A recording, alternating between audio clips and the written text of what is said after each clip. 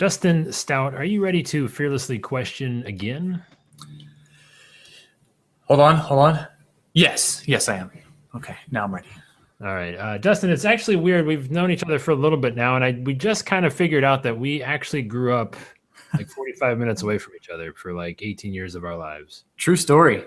It's very weird, is it not? It is. I feel no connection to you whatsoever in that regard. Like, I do not feel like we are from the same cloth of the country. Like, it does not connect with me. But I'm glad that we figured it out, though. Yeah, definitely. So next time you're in town, I expect a phone call. If not, then I guess I know where I stand. So. Oh, for sure. Yeah, I'll probably need a place to stay. I have a futon in the basement. It's unfinished. Okay. It's got a bit of a clump of cat hair on it, but I think it should do nice. Perfect.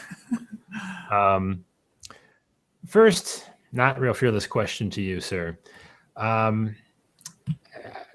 I don't want you to think that this makes you a bad person for answering this question, but have you ever heard the emergency alert system like test notification and kind of wanted it to be real? I have, actually. Yeah. Well, see, the thing, growing up in small town Pennsylvania, you know this about small towns, sometimes it could be pretty boring. And, a good alert or something to get you excited or moving could actually, be a real relief from that boredom. I mean, I'm not talking like natural disaster. I'm thinking like I've had too much apocalyptic preparation through movies and video games not to at least have that taken into some sort of practice throughout the course of my life. No? True. Very true. I can definitely relate to that. I mean, I'm not saying I want the world to get eaten by zombies, but I'm just saying it might be exciting for a Friday. Agreed. Totally agreed. So anyways, we'll move on from that. Just the curious thought. I felt like, because every time I hear it, I feel like, man, what if it like we're real? But it never is. This is just a test. And I feel like it's outdated now that even if it were to be real, like we'd already know. And it'd just be like a big, like, yeah, where are you at? You're like 20 minutes behind. I just read it on Twitter, You're right, exactly. Like, Twitter's like going to be the new thing. And Twitter's the new alert system, really. And that's, although I'm really digging the ability for push notification alerts on my iPhone. I think that's a really awesome thing that they're doing. Like the weather alerts and things like that. Like, yeah, well, we get you probably don't get this a lot in Ohio, but here in California we get the Amber alerts. I've got a few of them. Yeah, they're usually like 400 miles away. But are you saying you guys can't keep track of kids as well as we can? Is that what you're saying? Probably not. It's a little bit bigger out here. A lot easier to lose your child. There's a higher percentage of a child. Yeah. We should not joke about children. I have children. You have children. That's terrible. No, it totally is. I'm going to put them on a leash when I take them out of the house tonight because just karma's going to get me. But all right, in all seriousness, we deliberated on this idea for the show for a while. You actually got to collaborate a little bit with me. I don't know how it's going to end up, but hey, we're gonna do something awesome. I like the enthusiasm. If we have nothing else, we have that. My first question, because I may have changed my stance secretly on you from the time that we spoke about this. Oh crap! We'll see how this is prepared, or see how this goes.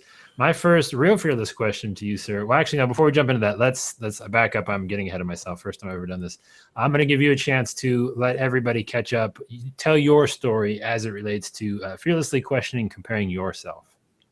Cool. So I'm an artist. I've been an artist my entire life. I've always had the sort of artsy fartsy bent to me. I started as drawing and sketching, got into graphic design in high school, and all my life I was a performing artist. So I've always wanted to be an actor. I was a singer, a dancer, and so in most of the realms that you can consider an artist, I was an artist. And as artists, we tend to be very self-conscious about our art, and we compare ourselves to other artists, and we aspire to be like those that we look up to, which is pretty redundant.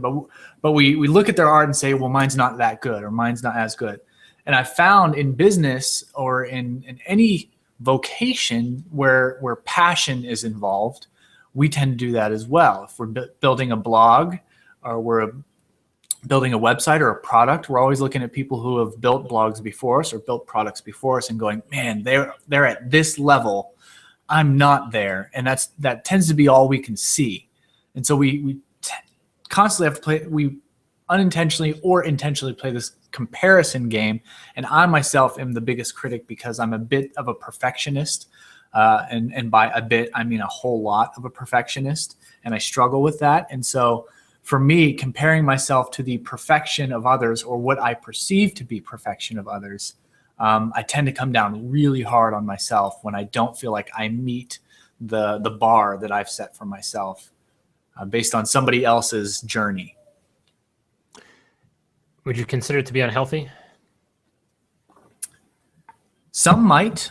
I think there's something in it that that is healthy. Of course, all things in moderation. I believe we should compare ourselves to an extent to other people's journeys, because that's how we learn. A lot of what we learn is through other people's experience. And so if we didn't have the Pat Flynn's of the world, if we didn't have the Chase Reeves of the world, and looking at their work and looking at what they've accomplished with, and then in some way comparing what we want to do with what they are doing, then our growth would be stunted in a way. So I think there is a such thing as a healthy dose of comparing yourself to others. But when it gets to the point where it's stopping you from growing, stopping your creativity, or discouraging you from moving forward, then I think it's unhealthy.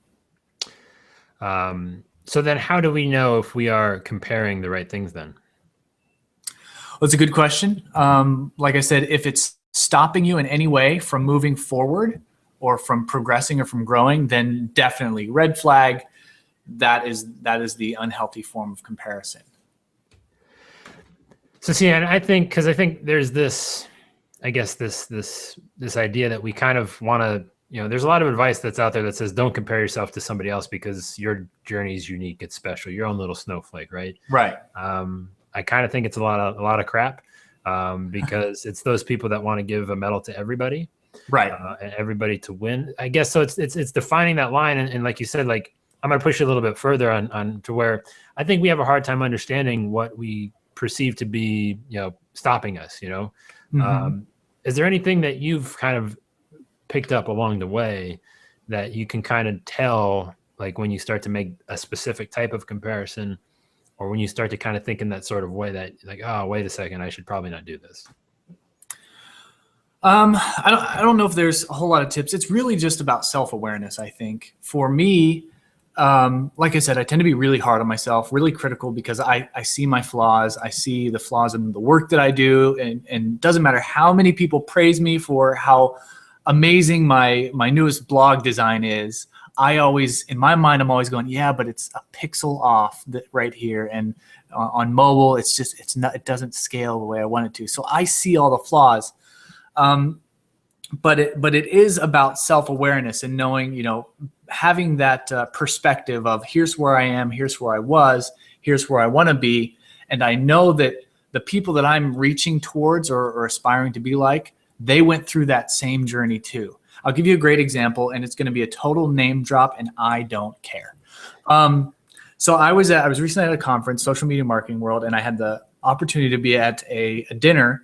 I was invited to a dinner by Guy Kawasaki, and I got to sit amongst many of the people that I look up to.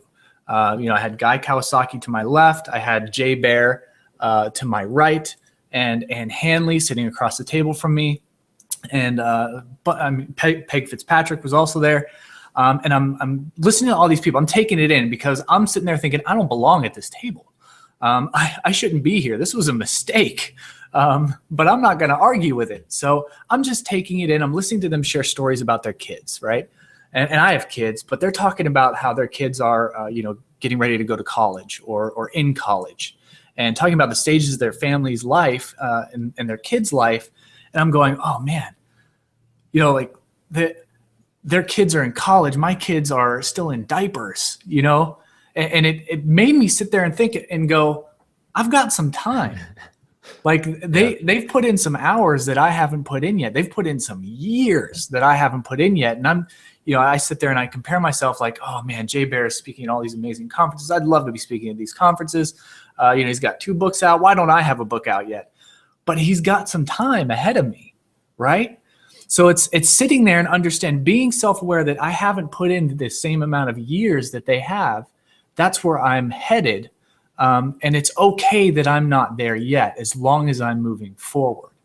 So it's a self-awareness thing, I think, more than anything. It's just being self-aware and knowing you have time. I like that. I was going to use my analogy. I'll throw it in right now. I don't know how much of a baseball fan you are. We should call up Ryan Hanley to be the resident baseball guy. But I mean, for the record, not a fan at all. Continue. Well, I will secretly hate you a little bit for that. But so like in baseball, when you're coming up and you have like the professional baseball, but you have minor league baseball, right? So if anybody's seen Bull Durham, right? That's minor league baseball. Yeah. And I mean, when you're looking at these people coming up through the system, you're very attuned to their age. So if somebody is 25 and in what AAA is the highest minor league level, right? Okay, they're a moderate prospect. But if somebody's 19 or 20 or even 21, like they're like phenomenal prospect. And I think that's something to keep in mind too, to kind of make sure you always kind of age check yourself a little bit. But at the same time, that can work against you too, because you could take that same thing and like, well, Mark Zuckerberg created Facebook at 20 years old, and then you can just start to hate your life a little bit. I feel like a little bit, both of that is healthy though, on each end of the spectrum. I like to look at both sides. What is your particular take on that? I look at both sides as well. In the world of business, I mean, you have plenty of people who, I'm trying to think of a great example, who came into their flow or their passion or the right business later in life. I'll give you a great example. Mark Trappigan, a good friend of mine, Mark. He's written, So he's written. I forget how long ago. It wasn't too long ago. How he's gone through different career changes in his life, and finally, when he really got dug into social and SEO, he kind of hit his rhythm. He hit his flow, and it was a later point in his life where he'd had all these great, amazing life experiences, and he's done some fantastic, lived a great life, and it's nowhere near too late for him to start something new, to hit that flow. And so I look up to people like him who've accomplished great things, and he's not 20 years old. He's probably in his late 30s. So someone like Mark who's accomplishing great things, but some people would look at me and say I'm young. I promise I'm not a teenager. I know I might look like it sometimes. I just recently turned 30. And some people say I've accomplished a lot for the age that I'm at, and I think that's absolute nonsense. But it is nonsense, Dustin. It is. It's total nonsense. But it's all about perspective. Having the right perspective. Age for a lot of things is only a number. And take everything in its proper context. I mean, if you're talking an industry like baseball, I think age is a factor. You don't have many 70-year-olds out there playing shortstop. You know what I mean? Dancing is another profession where age kind of does play a factor, because your body starts to get past its ability to physically accomplish things. But mental things, I think if you stay young at mind, anything in business or digital or blogging, anything that requires your mind, really age is not a factor. Physical age. Yeah, and I agree. And I mean, so I'm going to go back to the sports thing again really quickly. So growing up, as you mentioned, in Ohio, more specifically outside of Cleveland and to a lesser extent the Akron area, there's a well-known athlete that plays basketball for the team around here called LeBron James. I don't know who that is. Yeah, it's some guy. Basketball, I know. He is 30 years old himself. And I've kind of watched him. He got drafted my freshman year of college, and so it's like I was able to watch all the crazy stuff that he was doing while I was just sitting in, economics 101 or whatever. It's ridiculous, and you kind of see this, and you're like, well, you have to kind of, like you said, check that. But do we? I guess here's the question: do we handicap ourselves by saying, well, he's LeBron James? I mean, are we not giving ourselves enough credit, or are we just being insane if we think we have even close to that potential in whatever category we're going after? Well, obviously we're not all going to be LeBron James. We have to understand that there are certain people who are exceptions to the rules. There's always going to be a Neo, right? From the Matrix. There's always going to be someone who is just they're on a completely different playing field. And The one thing that I always kind of tell myself is I like to shoot for things as if I am Neo, right? So I set goals as if I am Neo. But if I don't accomplish them, I give myself permission to go, okay, I'm not Neo, but that doesn't mean I'm not the one, but that doesn't mean I can't strive for it. The old saying goes, if you shoot for the moon and miss, you still land among the stars. So I'm a dreamer. I'm a person who's okay with setting hugely ridiculous, hairy, big, hairy, audacious goals. But you have to give yourself permission to not get those goals, but still keep moving forward. For me, that's what it's about. Still keep moving forward. Yes. I'm going to jump in real quick, get some audience participation here. Alex Ricky Gonzalez, again, another former guest of the show, says, if we get a tornado warning in the next few days, I'm blaming me. She's blaming me. So Alex is only about 15 minutes away from me here, fellow Ohioan. Well, she's a transplant. I believe she's from Hawaii, I think, originally, which is, I don't know why she's here, but that's Roxanne Davenport says hello. You give great blog classes and has helped you. Thanks, Roxanne. So a little Dustin love. And then Alex is back. She says she is terrified of 30. And Dustin, I'm sure we can both say that it is as bad as it sounds, right? It's terrible. Your body starts going. You wake up in the morning with aches and pains and things crack. It is terrible. No, it's not. It's fine, Alex. You'll be fine. I was going to agree with you there, Dustin. I don't know, man. I hit 30 and I have to, I tell you what, the metabolism stops. I got to go twice as hard. I feel like an old man. But anyways, that's my problem to deal with. What you need is some bulletproof coffee. That's what you need. Bulletproof. I don't drink coffee. Fun fact about Joey, I don't drink coffee. No coffee for me. You're insane. You're a better man than I am. But I do want to come back to your little name dropping escapade that you had there. And I want to say, though, I think this is the problem that a lot of us have, is that we don't think we deserve to sit at that table, or we can't visualize ourselves sitting at that table. When in reality, I tend to take it from the standpoint of I look at it as, why am I not? I get like offended. Like, listen, I should be there. Like, I feel like if you can't see yourself there, then you have no business being there in the first place. Right. You know, that's funny you say that, because warning, another name drop coming. When I asked Chris Brogan his best advice for going to a conference, one of the things he told me was, never think you're not worthy enough. And maybe that's part of the comparison game, that I still struggle with in myself, is that, sitting at that table, I did struggle with the fact that I don't belong here. I don't feel like I deserve to be hanging out with these amazing people, just based on what they've accomplished and what I've yet to accomplish. But that's exactly what he told me. He said, never think you're not cool enough. Never pretend like you're too cool, or you're cooler than you are, but never think you're not cool enough, or that you don't deserve to be there. And that is true. That's how we should approach every situation in life, is that if we are there, we deserve to be there, period. I'm gonna let you take a break in the action, turn the tables on everyone here. And your turn to ask the audience a fearless question of your own, something you've always wanted to know the answer to, but we're a little unsure of the response. This is your second go out of it, so you better make it good. Oh, man. So something that I always wanted to know the answer to.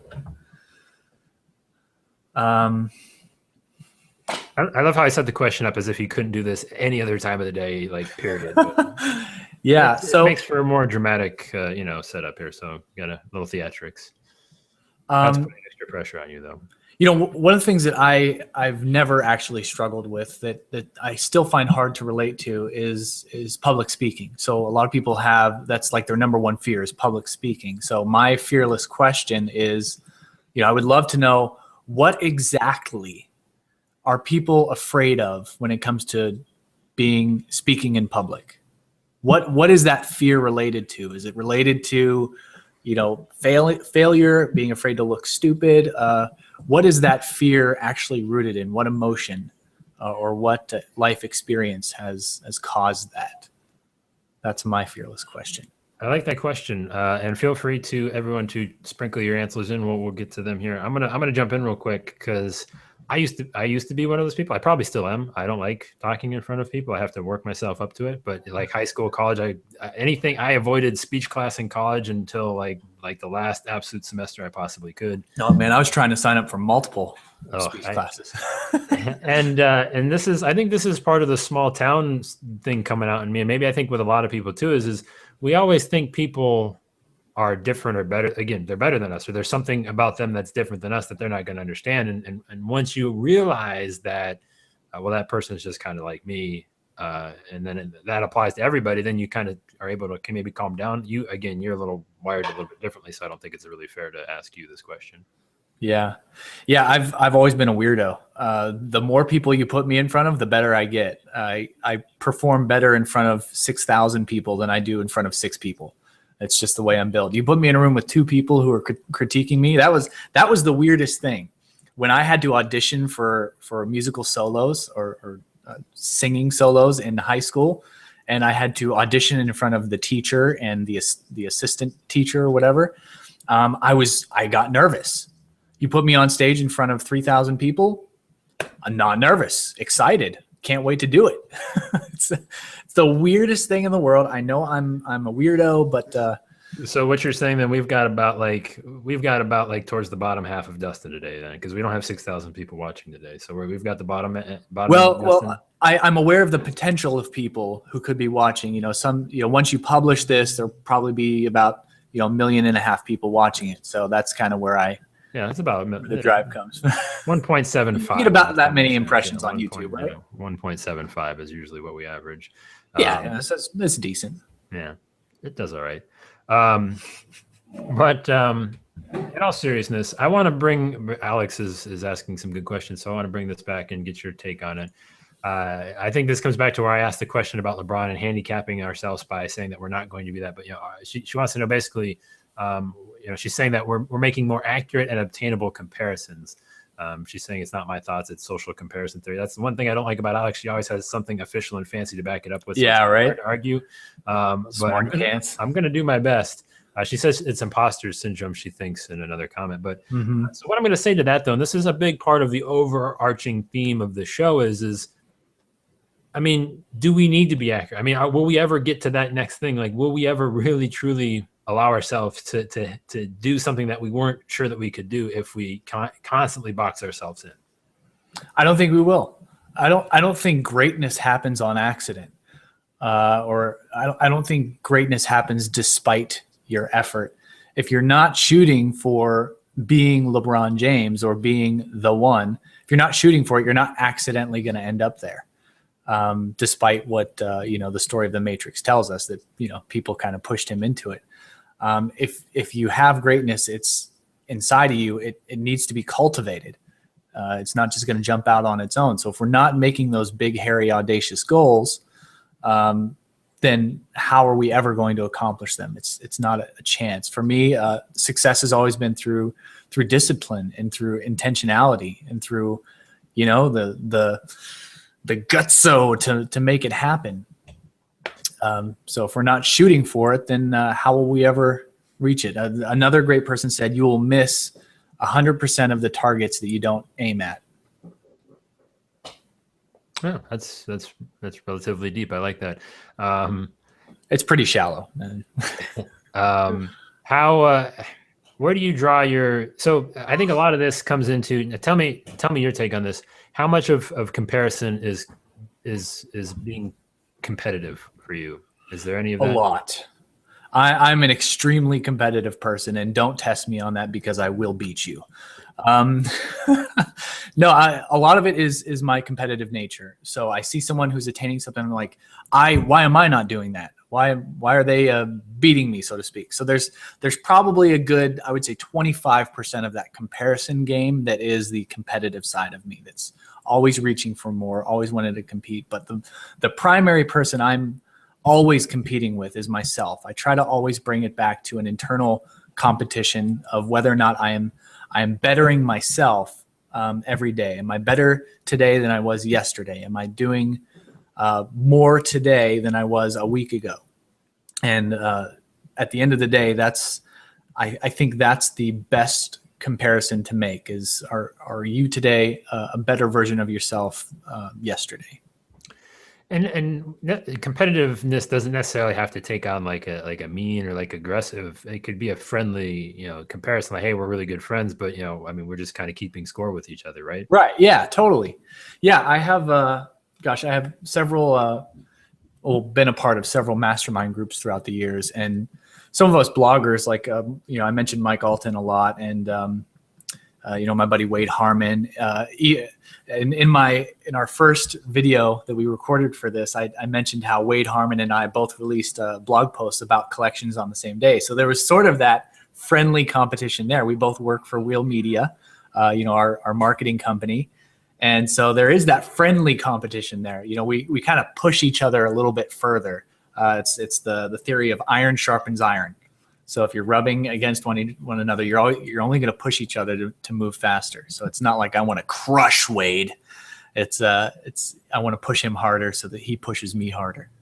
How do you bring those people in that you want to compare yourself against and that you want to compete against? How do you put yourself in the same sentence on the same track? Well, it takes relationship more than anything. Just getting to know the person. Another person I consider to be someone who spurs me along is Thomas Hanna of blogphoto.tv. And, it's just we started chatting. It started through Google Plus comments, commenting back and forth. And, you just spark up a relationship with people. You realize you're both on the same track. You're both around the same you're both on the same playing field as far as, where you're at or where you're headed.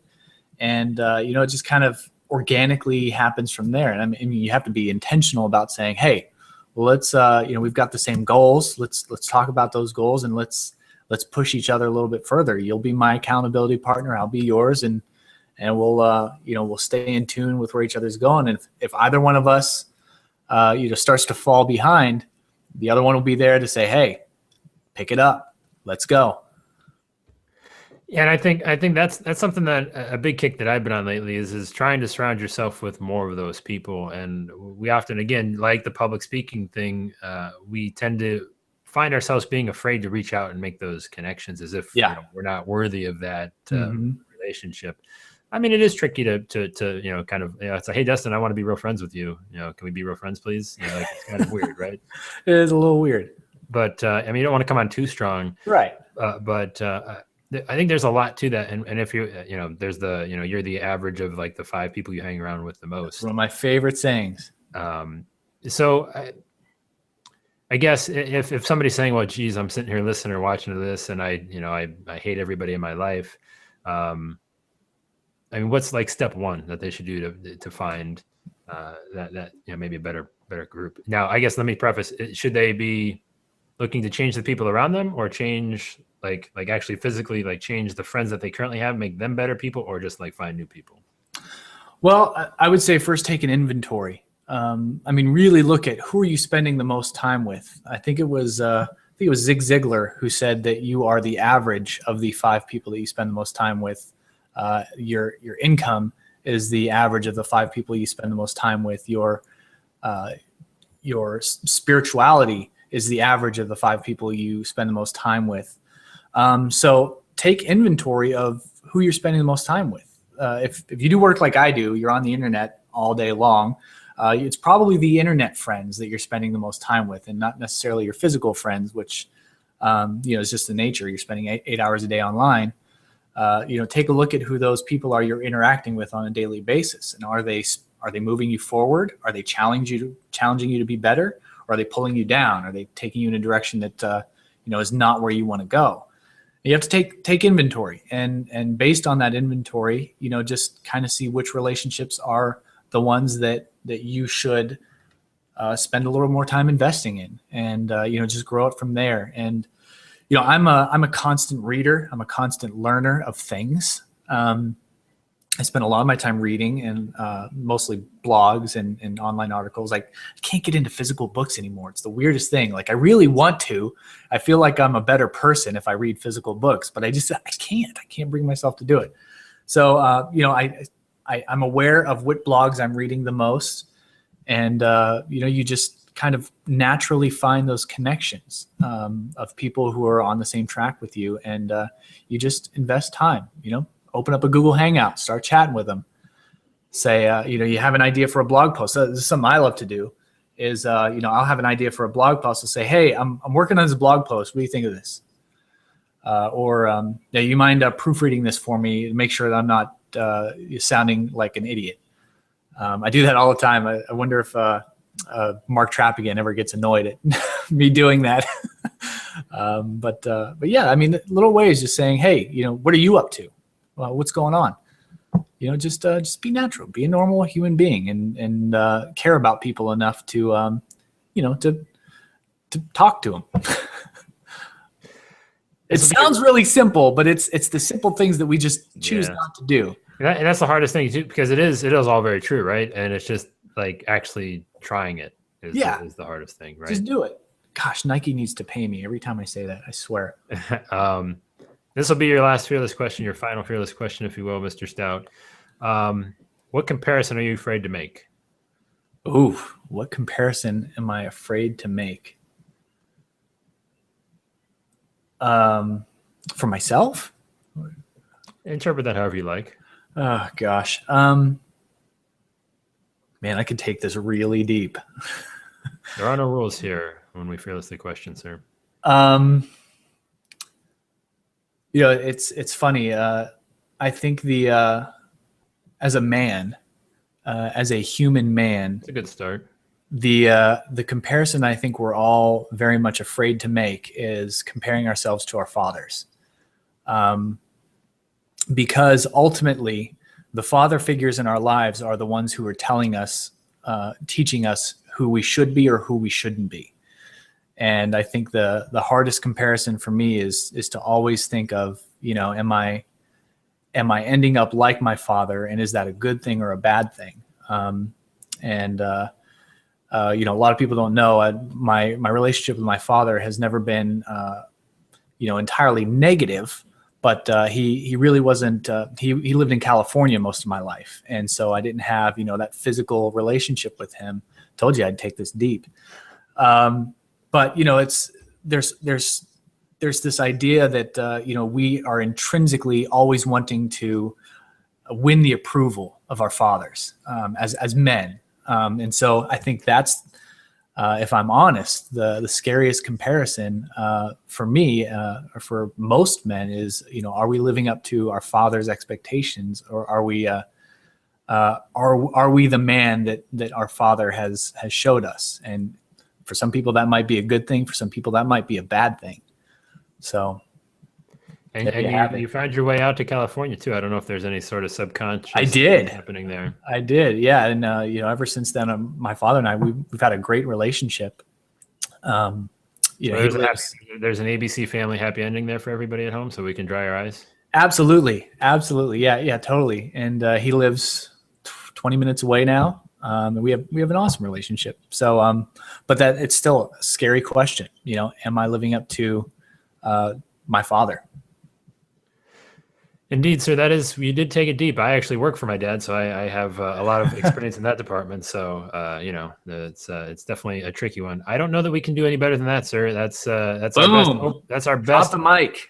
Our best, almost like Oprah moment on the show, period, I think. I don't think we've ever come that close. I would hand you a box of tissues. I'm not there, but I would if I could. Dustin, I appreciate you taking the time to obviously be with us here today. Where can people find out more about you? The blog, always the blog, dustn.tv, no I in Dustin, because it's not about I. I'm still working on a better tagline. Well, I mean, you could tell it's just probably because Dustin.tv was not available, right? Right, because Dustin.tv is being held by some greedy jerk who doesn't want to give it up. I like the plan. That's not about I don't know. It's not about I. It's not bad. It's not bad. Well, Dustin, I appreciate it as always. And of course, if everybody wants to hear what question Dustin is most afraid to ask himself in his own life and business, you can head over to fearlesslyquestioning.com, which you might want to take the moment to compliment him on how nice it looks because he designed it. You can hear that along with all of the previous guests that have been on the show, the question that they're most afraid to ask themselves. Dustin, really appreciate you for being here. We'll catch everybody on the next one. Thank you, my friend.